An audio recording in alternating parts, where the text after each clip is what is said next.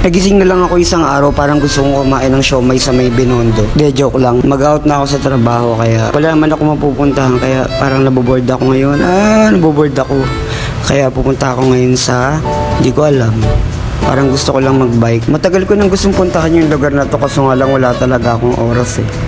De, joke lang, wala akong pamasahe. Tatanungin nyo kung professional biker ba ako? Hindi. Hindi ako nagbabike at talagang pag nagbike ako, inihingal ako.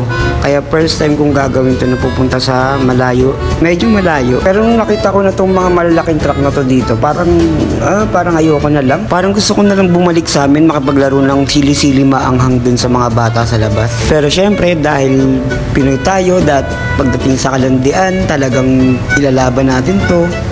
Ilaban natin to. Ayan, tignan mo yung mukha ko dyan. Kakagaling ko lang ng ahon yan. Sa may tulay dun sa Nabotas. Ay, hindi pala Nabotas yun. Tondo na pala yun. Tama ba?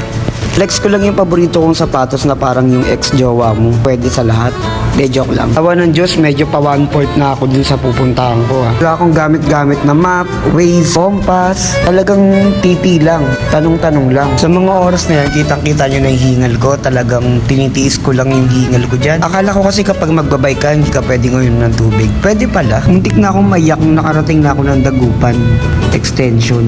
Sa mga may balak ang pumunta dun sa pupuntahan ko, panoorin nyo tong video na to. Walang madudulot. Matapos ko nga i-search sa Google kung pwede bang uminom ng tubig yung taong nauuhaw, uminom na nga ako. Gamit yung tubigan na tigto-30 na nabili ko lang sa palengke. Pahinga lang saglit, tas maya-maya lalakad na ulit. Pangiti ako bigla nung nakita ko tong signage na to na bangbang. Meron akong di malilimutan experience dyan eh. Pero sa mga kaibigan ko lang kinuwento. Shoutout nga pala sa mga barkada ko dyan. Haha. Sa sobrang bilis ko magpedal, hindi ko na malaya. Mali pala ako ng pinasukan. Langyayan, kala ko andun na ako. Hindi pa pala, Diyos ko Lord. Buti na lang talaga may napagtanungan akong mama. Noong una hindi niya ako pinapansin.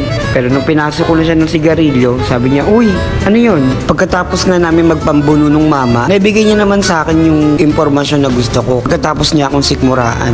Anyway, ito nga yung sinasabi ko na gusto kong puntahan matagal na. Alam kong napaka-common na para sa mga taga Manila na puntahan to, pero para sa akin, sa Facebook ko lang kasi ito nakikita. Ang tagal ko na itong gustong puntahan pero hindi ko mapuntahan. Kasi nga pagkatapos magtrabaho, para ang sarap-sarap na lang matulog. Ngayon na lang talaga ako sinipag maglakwatsa kasi nga nakaplano na kasi talaga to. Kanina nung maaga-aga pa parang hindi mo siya ma-appreciate kasi wala pa mga ilaw. Pero nung dumilim na at nagbukas na lahat ng mga ilaw, dun lumabas yung ganda talaga sobra ng lugar na to.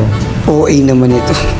Pero no joke, maganda talaga tumambay dito lalo na kapag may kabebe time ka. Hindi nga lang kayo pwedeng maglep-lepan dito kasi ang daming tao, syempre nakakahiya. Kung gusto niyo ng mga ganun, dun kayo sa Chinese Garden sa Luneta. Joke lang. Pero hindi ako makapaniwala na makakarating ako dito na nakabike lang. Nakabahan kasi talaga ako, baka mamaya magpalpitate ako sa daan. Tinubukan ko lang naman at mukhang nagtagumpay naman ako. Tama nga ang sabi nila, bawal umihi, putol.